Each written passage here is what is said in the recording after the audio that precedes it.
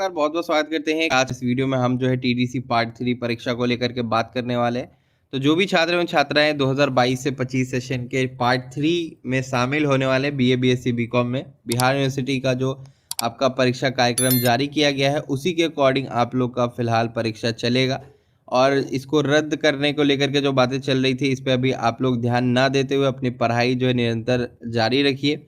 और वही दूसरी ओर जो है टीडीसी पार्ट 2 स्पेशल परीक्षा का परिणाम भी जारी कर दिया गया। जैसा कि अखबार की रिपोर्ट में आप लोगों ने बीते दिनों देखा कि जब तक के टीडीसी पार्ट 2 स्पेशल परीक्षा का रिजल्ट घोषित नहीं किया जाएगा, तब तक पार्ट 3 का एडमिट कार्ड जारी नहीं किया जाएगा।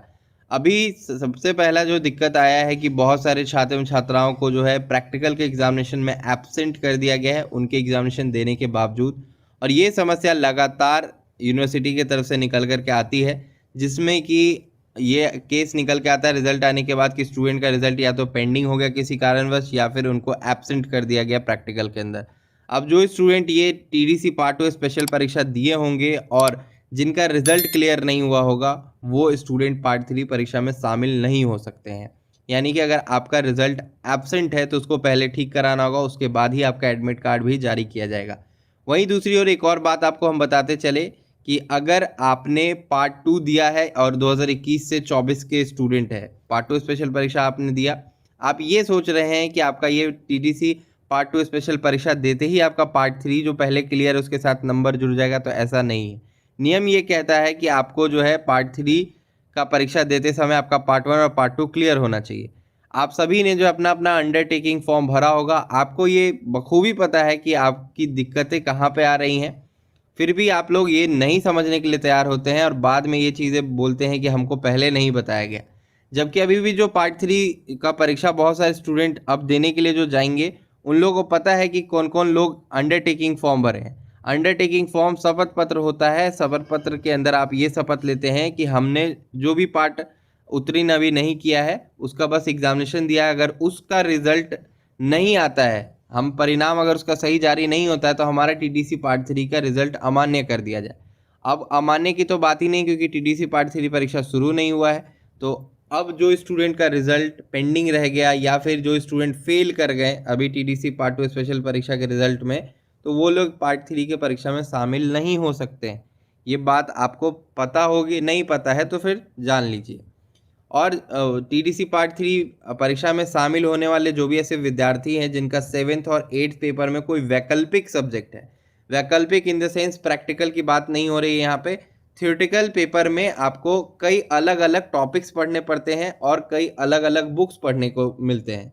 तो आपको ये अपने कॉलेज को बताना होगा कि हम जो है ये वाला टॉपिक पढ़ के जाएंगे, ये वाला बुक पढ़ के जा रहे हैं, ऑप्शनल में हम ये सिलेक्ट कर रहे हैं 7th पेपर में यहाँ पे और 8th पेपर में। यहाँ पे डिटेल्स दिया गया है सब्जेक्ट का, इसी के अकॉर्डिंग आपको अपने कॉलेज को बताना है, जिससे कि जब आप परीक्षा केंद्र पे पहुँचे तो आप पढ़ के जाए आम और वहाँ पे ना पूछ दे श्याम, है ना। मतलब आप जो पढ़ के जाइएगा उसी के बारे में आपका क्वेश्चन रहेगा और उसी का आंसर आपको करना रहेगा।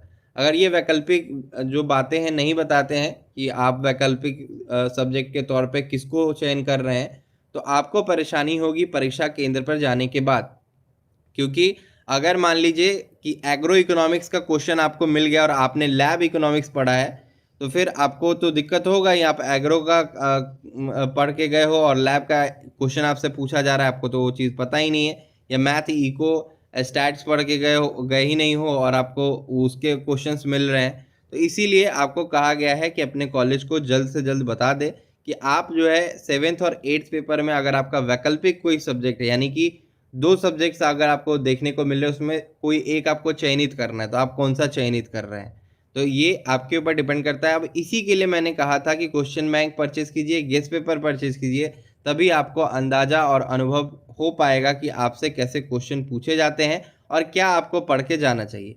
मैं हमेशा इसीलिए बोलता हूँ कि जब आप क्वेश्चन बैंक परचेज करेंगे, उसमें जो क्वेश्चंस दिए गए आप उसी का पढ़ाई कीजिए और अपने कॉलेज को बता दीजिए कि हम ये वाला सब्जेक्ट का जो एग्जामिनेशन देना चाहते हैं। एडमिट कार्ड के ऊपर कहीं कुछ नहीं लिखा होगा कि आप जो है अर्बन ज्योग्राफी पढ़ रहे हैं या ट्राइबल ज्योग्राफी पढ़ रहे हैं। वहाँ पे बस ज्योग्राफी लिखा रहेगा या पेपर 7 और पेपर 8 लिखा रहेगा।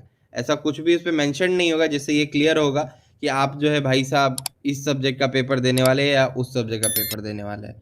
इसीलिए आपको ये बातें अपने कॉलेज को बतानी होगी। अगर नहीं बताते हैं तो समस्या आपके साथ उत्पन्न होगी परीक्षा केंद्र के ऊपर। फिर अगर आप वहाँ हल्ला हंगामा करते हैं कि हम तो ये पढ़ के आए हैं, हमको गलत क्वेश्चन दे दिया गया है, तो ऐसा नहीं चलेगा। इसीलिए विश्वविद्यालय ने ऑफिशियल नोटिस इस प्रकार का जारी करके सभी कॉलेज से डिटेल्स देने को कहा है। अब जो स्टूडेंट्स जो टीडीसी पार्ट 2 स्पेशल परीक्षा दिए हैं, जिनका एब्सेंट दिख रहा है, उनको भाई एप्लीकेशन वगैरह लिख करके अटेंडेंस मेमो लगा करके यूनिवर्सिटी जाना है, परीक्षा नियंत्रक जी से मिलना है, जिससे कि उनका रिजल्ट में सुधार हो पाए, है ना? नहीं तो आपका एडमिट कार्ड जारी नहीं होगा और फिर आप परीक्षा से वंचित हो जाएंगे।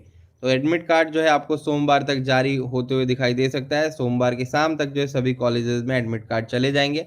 19 तारीख को जो स्टूडेंट्स को एडमिट कार्ड मिलने शुरू हो जाएंगे। बाकी जो आगे की खबर होगी हम आपको बताते रहेंगे। आप अपने सब्जेक्ट के question bank guest paper purchase करने के लिए सब्जेक्ट्स के बशर्ते साइंस के छोड़ करके, आर्ट्स के आपको सबके वीवीआई मिल जाएंगे। साइंस में भाई एक्सपेक्ट करना थोड़ा मुश्किल होता है और आप जो है अपना क्वेश्चन बैंक लेकर के पढ़िए, वो ज़्यादा बेटर है आप सभी के लिए। तो आज की वीडियो में यही रिपोर्ट आप लोगों को देनी थी। इसके ऊपर कोई सवाल या सुझाव हो तो नीचे कमेंट करना ना भूलें। और टीडीसी पार्ट 2 स्पेशल परीक्षा का रिजल्ट जारी हो चुका है। अब आपका एडमिट कार्ड भी जल्दी जारी कर दिया जाएगा। धन्यवाद।